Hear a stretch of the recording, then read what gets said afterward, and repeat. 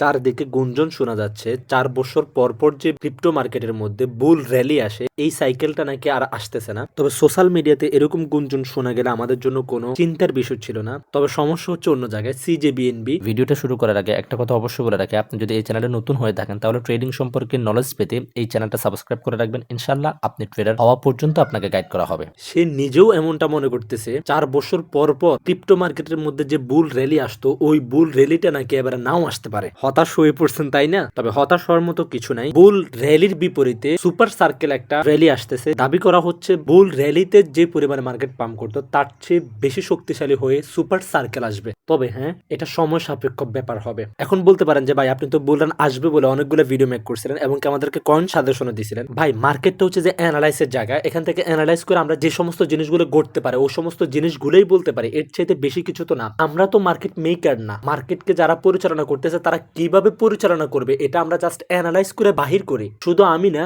99% ট্রেডারে যেটা ওন করছে বুল রান আসতেছে, মাত্র 1% ট্রেডার যারা মার্কেট মেকিং করতেছে তারা বুল প্রমাণিত করছে। এবার হয়তো বা তাও এটাও কিন্তু শিওর না বুল রান আসতেছে না এমনটা 100% কনফার্ম না। তবে সিজিবিএনবি যেহেতু সন্দেহ পোষণ করতেছে এবার নাকি 4 বছর পরে যে বুল সার্কেল আসে এটার ইতি করতে যাচ্ছে এবং কি সুপার সার্কেল আসার সম্ভাবনা খুব বেশি রয়েছে। যদি অমন কিছু হয় তবে আমরা প্রফিটে যাব, কিন্তু একটু সময় সাপেক্ষের ব্যাপার হয়ে দাঁড়াবে আমাদের জন্য। এখন আপনারা যে অল্টস কয়েনগুলোর মধ্যে ইনভেস্ট করছেন, আমরা নিজেরাও কিন্তু অল্টস কয়েনগুলোর মধ্যে ইনভেস্ট করছি। আমরা হচ্ছে যে রিটেইলার ট্রেডার। রিটেইলার ট্রেডার মানে এটা না আপনি 100-200 ডলার দিয়ে ট্রেড করতেছেন আপনি রিটেইলার ট্রেডার, এমনটা না। আপনি এই মার্কেটের মধ্যে 1 লাখ 2 লাখ ডলার দিয়ে ট্রেড করলো আপনিও রিটেইলার ট্রেডার। এই রিটেইলার ট্রেডারদের মার্কেটের মধ্যে কোনো প্রভাব বিস্তার করার ক্ষমতাই থাকে না, বিকজ এদের ক্যাপিটাল ছোট থাকে। এরা সবসময় অ্যানালাইজ করে ওই অ্যানালাইজ থেকে যে তথ্য বের করতে পারে ওই অনুযায়ী চলে মার্কেট থেকে প্রফিট করে। শুধু আমি আপনি না, 90% ট্রেডার অল্টস কয়েনের মধ্যে যারা ইনভেস্ট করছে তারা প্রত্যেকে লস আছে। কেউ যদি এখন ওন করে সে লসে নাই তাহলে সে মিথ্যা কথা বলতেছে, কোনোভাবেই পসিবল না।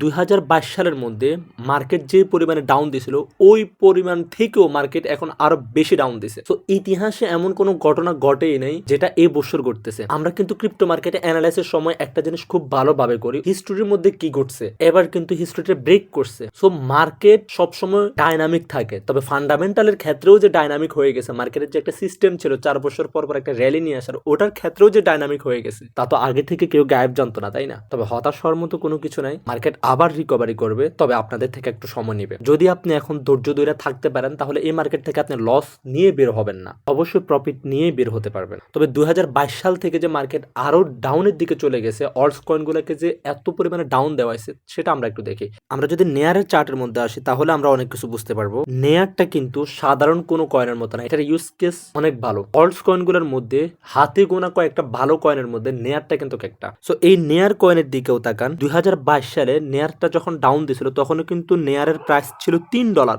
সো আপনি এখন চিন্তা করেন, এখন একটা নেয়ারের প্রাইস চলতেছে মাত্র $1.54। 2022 সালের ডাউনে মার্কেট যতটুকু নিচে নামছে এই বছর তার থেকেও আরো অনেক বেশি নিচে নামছে। আপনি ভাববেন কি করে 2022 সালের ডাউনফলের মধ্যে মার্কেট যতটুকু নামছে এর থেকেও বেশি নিচে নামে চলে আসবে? এটা আপনি ভাবতে পারবেন কিভাবে বলেন? সো প্রত্যেকটা ট্রেডার যারা বুল রানের জন্য ইনভেস্ট করছিল তারা প্রত্যেকেই কিন্তু এই কয়েনগুলো আরো উপরের প্রাইসের দিকে কিনছে, $3 $2 সামথিং এর দিকে কিনছে। তবে $1 $1.5 মধ্যে যে চলে আসবে এটা কিন্তু আসলে অকল্পনীয় ছিল। আমরা যদি এপিটির মধ্যে আসি, এই কয়েনটার প্রাইস আমাদের সর্বনিম্ন দাম কমলে এক্সপেকটেশন ছিল কতটুকু, $4 থেকে $5 হবে। তবে এই কয়েনটার প্রাইস এখন $1.72 মাত্র।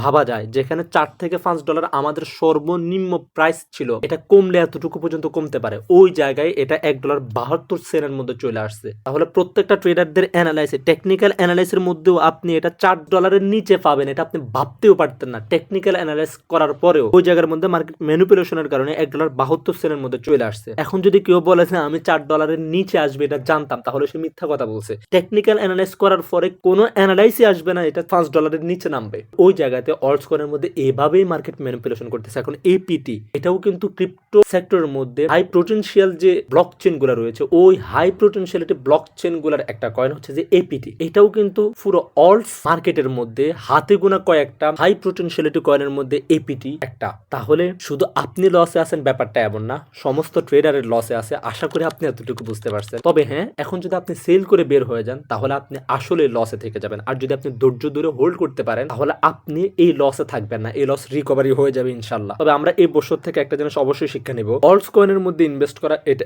একটু বেশি রিস্কি। আমরা এর পরের বার থেকে যখন আমরা ট্রেড করব বা হচ্ছে যে ইনভেস্ট করব, তখন আমরা বড় বড় কয়েনগুলোর মধ্যে ইনভেস্ট করার ট্রাই করবো। আমাদের ক্যাপিটালটা ছোট হলেও আমরা সোলের মধ্যে, বিএনবির মধ্যে, ইথেরিয়ামের মধ্যে, বিটকয়েনের মধ্যে ইনভেস্ট করার, ট্রেড করার ট্রাই করবো। তাহলে আমরা অনেক অংশে সেফ থাকবো। বিকজ মার্কেট যেই পরিমাণে ডাম্প দিছে অলস কয়েনগুলোর মধ্যে, এই পরিমাণে কিন্তু বিএনবি, বিটকয়েন, সোলানা, ইথেরিয়াম এগুলোর মধ্যে কিন্তু ডাম্প আসে না। ওই কয়েনগুলো কিন্তু অনেকাংশে কম ডাম্প দেয়। বলতে পারেন যে ভাই ওই কয়েনগুলোতে তো প্রফিটও কম দেয়। আপনি সেফ জোনে থাইকা কম প্রফিট করাটা কি ভালো না? নাই মামা থেকে কানা মামা ভালো। বাট আপনি যখন এখানে এসে অলস কয়েনের মধ্যে যখন এসে আটকা পড়বেন, তখন কিন্তু আপনার পুরো ক্যাপিটালটা আটকে গেছে। তাহলে আমরা কেন অলস কয়েনের মধ্যে আপনাদেরকে ইনভেস্ট করার জন্য সাজেশন করতাম? বিকজ আপনাদের ক্যাপিটাল ছোট, যার জন্য অলস কয়েন থেকে আপনারা ভালো পরিমাণে একটা প্রফিট বের করতে পারতেন। সো এটাতে ফেরানোর মতো কোনো কিছু নাই, ইনশাল্লাহ রিকভারি হয়ে যাবে। সামনের বার থেকে আমরা বড় কয়েনগুলোর মধ্যে ইনভেস্ট করব, এটাও আমাদের জন্য একটা এক্সপিরিয়েন্স হয়ে থাকুক। এই মার্কেটের মধ্যে এক্সপিরিয়েন্স সবচেয়ে বেশি কাজে দেয়, এটা কিন্তু আমি বারবার বলি, প্রায় অনেকগুলো ভিডিওতেই বলি। সো এটা আবারও প্রমাণিত হলো, এটা আমাদের জন্য নিউ একটা এক্সপিরিয়েন্স। আমরা 2011 সাল,